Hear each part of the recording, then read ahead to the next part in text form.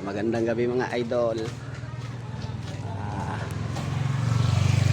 Sundo tayo kay manager. Sundo tayo kay manager mga idol. Uy! iPads. iPads na. May laro daw ngayon ah. Hindi ko alam eh. Pagkain sabi, Sabado. Hindi naman ako sinabihan. Sa GC, wala namang info doon sa GC kasi di mo ko ina-add doon sa kabila. Oo. Eh, di ko alam eh. Kasi baka masasayang yung nakaprepare na, may mga nagayat na eh. Ayun, sayang. Eh, pwede naman ni-rep sana yun eh. Sasabi ko ka naman yung Ah, meron pa oh. Sa Sabado na lang. So yun mga idol, nagmaritisan pa kami ng aking idol din. Dito tayo mga idol, dyan tayo sa labasan mag-antay mga idol. Dyan tayo sa labasan antay kay manager kasi alas 7 na. May basketball daw ngayon mga idol. Tingnan natin oh, meron nga oh, may ilaw yung basketballan oh, dun sa dulo. Doon oh. Sabado na lang mga idol. Hindi kasi ako kasali sa GC ng bagong GC.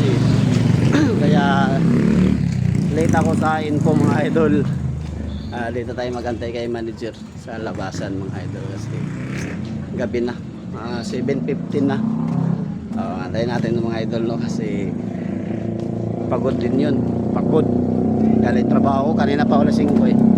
Alas 5 pa ako nakauwi. Kasi ang pasok ay 6 to 5 lang. Kaya si manager anong oras pa yun bago makarating dito? 7:30 na. So abang-abang ng mga idol abang-abang kay manager. Ayan na si manager mga idol oh. Oy. Doon tayo bili oh, Paris doon oh. Paris tayo doon. May tilapia pa tayo doon na. May pera ka? Wala. Wala akong dala. Ay, wag na tayong bumili. Nandun sa higaan. Oh, tara na. Wala pa lang dala. Hindi babalik na lang. Babalik na lang tayo kasi. Ito mo lang. Oo. Yan. Walang mga dala mga idol. Walang mga dalang pera mga idol. Ano ba tawa kami nga muna? Wala. Ayun.